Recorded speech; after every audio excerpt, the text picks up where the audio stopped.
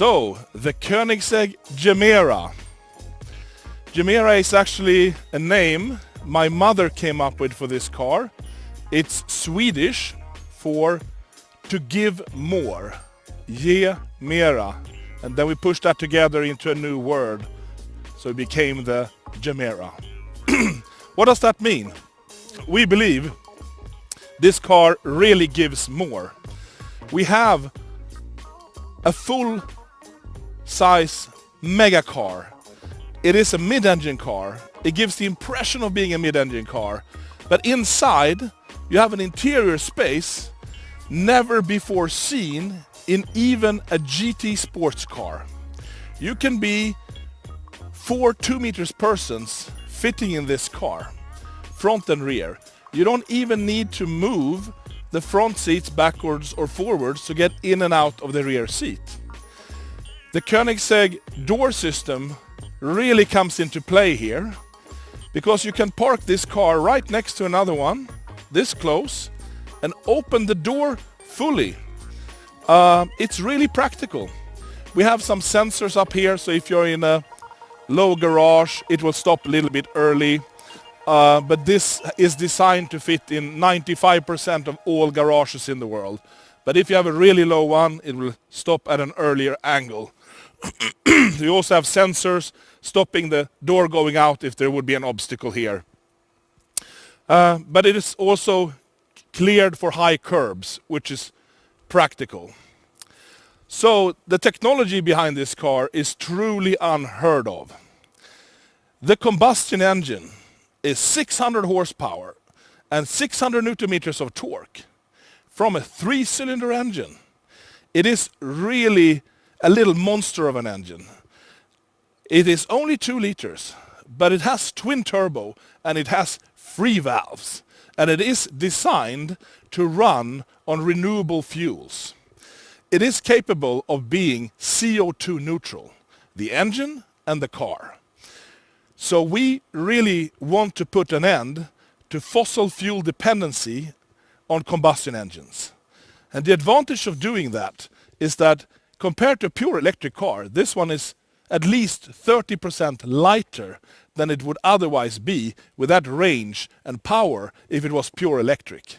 So you get a more agile, roomier car with better acceleration, better cornering, better braking, still CO2 neutral capable if you find the right fuel.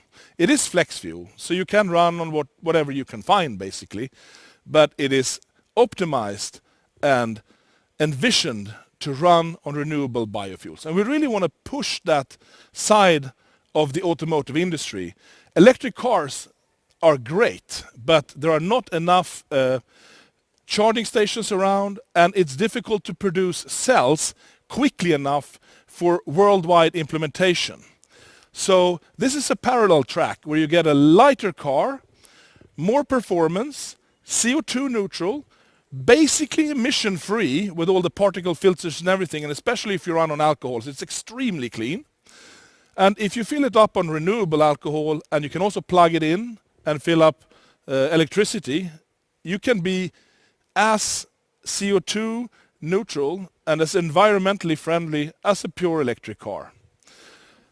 It is also a sports car, of course, so you do get the sound from the combustion engine.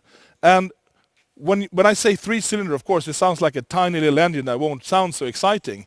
But if we open up the rear here, you will see that we have a titanium Akrapovic exhaust system that is tuned to make this engine sound amazing. And as it is 2-liter engine, you have very big cylinders, even though they're only 3. So you get this guttural grunt, which really suits the character of the car. And if you come closer again, you can see in the back here, we have a pretty big boot space with 3 full-size carry-ons. And if you go to the front, we have, if we open up the front, we have space for one more. So for each passenger, there is a full-size carry-on. And of course, if you're only 3 persons, you can also use one of the rear seats for a bigger bag or a golf bag or something like that. It is truly designed for long-distance travel. If you fuel it up fully and charge it up fully, you have a 1,000-kilometer range. That is quite exciting. Of course, you probably need to go to the toilet or something before you use up all of that energy. But we want to show you don't have to stop for any other reason than basically your own personal needs until you reach your destination. I haven't talked about power performance yet. How about 3,500 Newton meters of torque? How about 1,700 horsepower? It is truly unheard of, the power level for a 4-seater. Not only is it powerful 4-seater, it is 4-wheel drive.